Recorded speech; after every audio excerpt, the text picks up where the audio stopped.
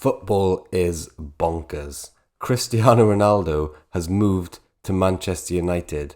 They're paying him 31 million euros estimated per year. But what would happen if Man United decided to be fair and balanced and pay everybody in their squad 31 million euros per year?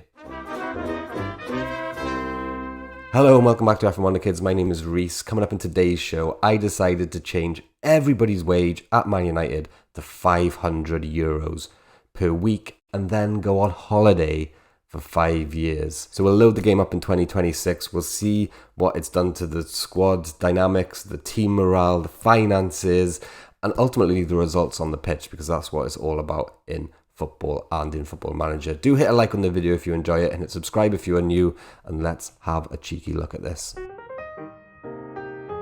Wow. Okay, the first thing that stands out at me here is that Ole Gunnar Solskjaer in 2026 has still got the Man United job. Bruno Fernandes is the captain of the club. Marcus Rashford is the vice captain and the key player. Listen, the first thing I'm going to do is just boot Ole Gunnar Solskjaer out of the managerial position, add a manager as myself so we can really dive in and have a look at some of the details. Okay, so I'm getting introduced to the team here by the board, and it's interesting to see their first 11, or what they consider to be their key first 11. We've still got Bruno Fernandes, Marcus Rashford, and Martial is our number 9. And looking at Martial's stats here, they're excellent, to be fair. So there's nothing wrong with that as a striker. He's 30 years old. Then we got Ahmed Diallo on the right wing. Again, look at those stats. He's really, really good as well. Kovacic in centre midfield, a player who I think is really underrated. Again, look at those stats. Very, very good for that position. Perfect, exactly what you need. A couple of regens then in defence. Wan-Bissaka, number 29, still doing bits. Look at that tackle in 20. Man's insane.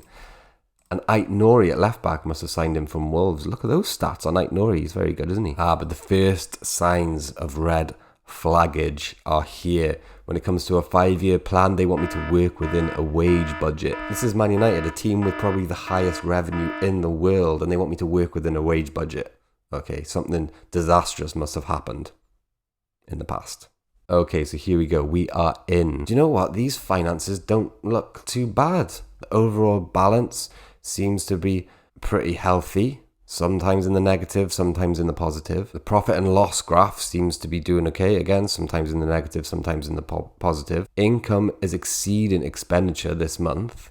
Let's delve a little bit deeper into this. If we look at wage expenditure over time, you can see here in 2021, they were spending just over £10 million on wages. So they've done a decent job in cutting it down. You can see then in 2022, still around 10 million, but look at that. Wow. They knocked it right down to about 7 million here, just in the space of 2 years, and then down to about 6 million by 2025. But look at this, we're still paying a lot of money to these players. £450,000 a week for Dean Henderson, £425,000 a week for Bruno Fernandes, the same for Marcus Rashford, the same for Wan-Bissaka, who, to be fair, 28-year-old and probably a world-class right back at the moment. 425 grand a week to Tellez, and 400 grand a week to Harry Maguire. Transfer history, it's no surprise that in 2021-22, Man United bought 0 players, and their net spend in the transfer market was minus 33.5 million. So you can tell they looked to address the situation straight away.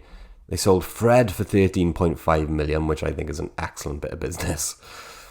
Matic for 6.75 million. And James Garner for 7.75 million. 2022-23, Man United bought 0 players again and had a net transfer spend of minus 28 million. The biggest sale coming from Tahith Chong, 24 million. Luke Shaw left on loan for 3.7 million to Monaco. Hopefully Monaco paid a little bit of his wages. I mean, they're a rich club, right? And that would take a good 500 euros off the wage bill, which would have been good for Man United. 2 signings in 2023.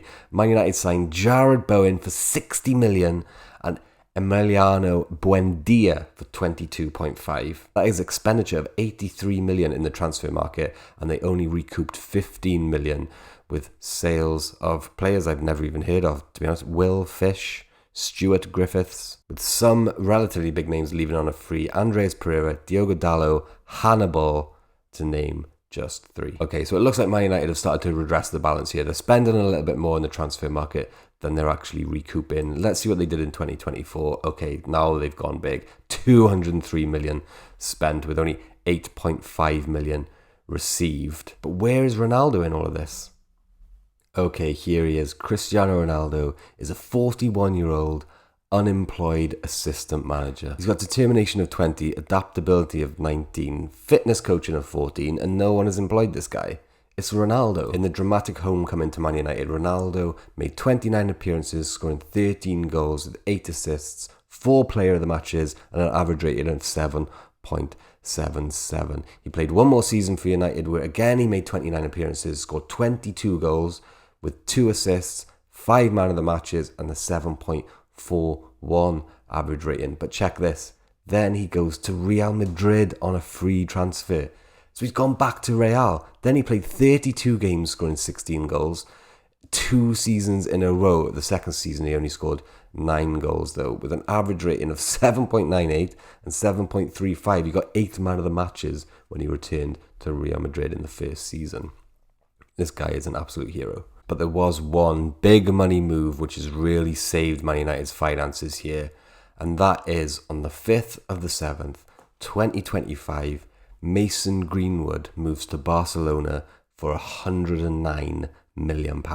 Here he is in 2026. He's a 24-year-old striker / right winger who can use either foot, got bags of pace, bags of ability. He's made 35 appearances for Barcelona in this simulation, 19 goals with 5 assists and 5 player of the matches with an average rating of 7.7. I think it's fair to say that Mason Greenwood has absolutely saved Man United's skin here in terms of finances. How did Man United get on in the competitions? How did Ole Gunnar Solskjaer manage to keep his job for 5 years without making any signings for 2 years in a row? Let's see how they did in the league. In 2021-22, Man United finished third.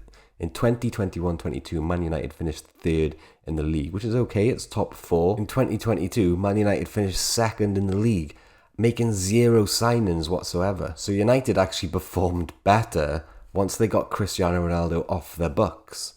89 points in 2022-23 season compared to just 77 in 2021. In 2023, United continued to finish in the top 4, this time coming 4th with 75 points. In 2024, they come 4th again, 74 points, but Ollie still manages to keep his job by clawing his way into that top 4 position. And in the current season here in 2026, United finished 4th again. So he's just managing to hang on to his job, I would suggest, just by finishing in the Champions League spot. 79 points this year, winning 24 games, drawing 7, losing 7, scoring 73 goals and conceding 33. And if we look at the team dynamics, people are generally quite happy. Look at this, greens everywhere, satisfied, really good morale. Everyone's happy with training, their treatment, the club, the management, the playing time. Man United are looking in a good place. So what conclusions can we take from this experiment? Well, I think it's quite a good idea. Go and pay all your players the same amount of money. It's a bit of a kind of socialist type attitude, isn't it? But I mean, surely the players are going to be happy if they're earning similar amounts of money to each other. There won't be the kind of resentment and disharmony which happened when Alexis Sanchez came into United, for example, earning twice as much as the highest paid player at the club. Listen, it hasn't transformed into trophies. They were runners-up in the 2024 European Champions League. No cups, no league titles, and they had to go 2 seasons without signing any players. But I think it was interesting to see the results, and I'm really surprised that Ollie kept his job throughout that whole thing, managed to hang on in there with his top 4 finishes. Guys, thank you very much for watching. Do hit a like on the video if you've enjoyed it. Subscribe if you are new, and we'll see you next time.